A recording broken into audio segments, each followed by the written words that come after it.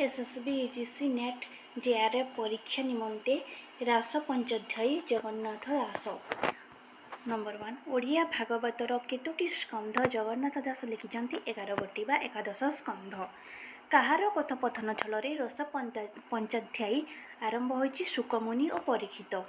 जगन्नाथ दासंको अति बड़ी उपाधि किए देथिले श्री चैतन्य। जगन्नाथ दास संस्कृत रास पंचाध्यायीर केतोटी श्लोक अनुवाद करथिले 171। त्रिदशर अर्थ स्वर्गर देवतागण। श्रीकृष्णଙ୍କୁ स्वामी रूपरे पाइबा पाई गोपी माने काहार पूजा करथिले? गौरीशंकरଙ୍କର। श्रीकृष्ण केउ गोपी को धरी अंतर्धान होइछन्ति? वृंदावती। केउ समयरे श्रीकृष्ण गोपी को बन को डाकिछन्ति? रातिरे। व्यासंकर तनुज किए? शुकमुनि। शरत रातिरे धरा काहा परि देखा जाउछि? लक्ष्मीमुख। रास पंचाध्यायी ओडिया भागवतर केउ स्कंधर आसीछि? दशम स्कंधर गोपलीला। गोपनारी केते दिनर व्रत उद्यापन करिछन्ति? 1 मास। रास पंचाध्यायी कवि केउ ऋतु कथा कहिछन्ति? शरत ऋतु। रास पंचाध्यायी केउ छंदर रचित? गुज्जरी बा नवाक्षरी। केउ ऋतुरे गोपंगना माने बालुका शिव पूजा करिछन्ति? हेमंत ऋतुरे। ओडिया भागवतर द्वादश स्कंध किए रचना करिछन्ति? महादेव दास। रास पंचाध्यायी कहिले ओडिया भागवतर केउ अध्याय को बुझाए? 30 रु 34। रास पंचाध्यायी केउ ग्रंथर अंश अटे? भागवत। जगन्नाथ दासंकर रचना नीलाद्रि शतकम और गुप्त भागवत। जगन्नाथ दासंको किए दीक्षा प्रदान करथिले? बलराम दास। किए अनेक पापी को मारिछन्ति? श्रीकृष्ण। किए श्रीकृष्ण को निज कांधरे टेकी नेबाको कहिथिले? वृंदावती।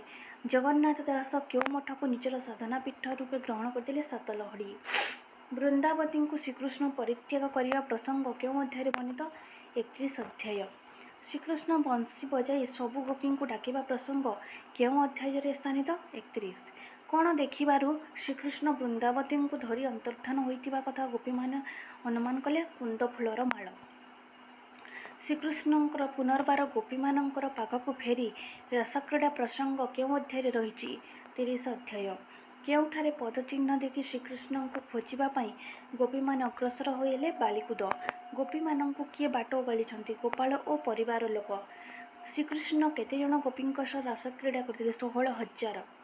मुझे मोहिली हरिचित्त मोतहु नाही भाग्यवंत। ए कथा किए कहिछन्ति? वृंदावती। गोपी माने श्रीकृष्ण को किपरि घेरिथिले? पतंग परी। उदुखळर अर्थ कौन? ढिंकी। गोपाल मानଙ୍କୁ तरुणी माने कौन बोली विवेचना करुछन्ति? मणि। श्रीकृष्णଙ୍କର स्पर्शरे आसिले अग्नि जेपरि सबुकिछि भस्म करिदिए सेहिपरि सबु पाप नाश हुए बोली किए कहिछन्ति? शुकमुनि। गोपीटीए श्रीकृष्ण को कर्णमूल चुम्बन दे कौन पाइथिला? तांबूल बा पान। रासक्रीड़ा बेले स्वर्गरु काहार शब्द शुभुथिला? दुंदुभि। केउ अध्याय गोपी माने निजको श्रीकृष्ण सह तुलना करिछन्ति? 31 अध्याय। जगन्नाथ दास केउ तिथिरे जन्मग्रहण करथिले? राधाष्टमी। जगन्नाथ दासंको काहार अंशावतार बोली कुहाଯାଏ? श्रीराधा। रास पंचाध्यायी केउ ग्रंथर रहिछि? भागवत। ओडिया भागवत केते स्कंध विशिष्ट? त्रयोदश। उदय कहानी अनुसार जगन्नाथ दासंकर जन्म केउ मसीहा बोली उल्लेख रहिछि? 1487। महामहोपाध्याय पंडित सदाशिव मिश्रଙ୍କ मतरे जगन्नाथ दास केबे जन्मग्रहण कले? 1490। जगन्नाथ दासंको वैष्णव धर्मरे किए दीक्षित करैथिले? बलराम दास। जगन्नाथ दासंको काहार अंशपत्र बोली कुहाଯାଏ? श्रीराधा। जगन्नाथ दास केउ ग्रंथरे पद्य को व्याख्या करिबा निमंते गद्यर व्यवहार करछन्ति? तुलावीणा। रास पंचाध्यायी केउ स्कंध रहिछि? दशम स्कंधरे। रास पंचाध्यायी केते अध्याय विशिष्ट? 5 अध्याय विशिष्ट। गोपी माने प्रथमे केउठारे श्रीकृष्ण को भेटिले? अरण्यरे। ओडिया भागवतरे दशम स्कंधरे केतोटी अध्याय अछि? 96टी। श्रीकृष्ण मायाबଳରେ काहाकु संगरे धरि अंतर्हित होइथिले? वृंदावती। श्रीकृष्ण जलक्रीड़ा पाई केउ केउ जलरे प्रवेश करथिले? कालिंदी।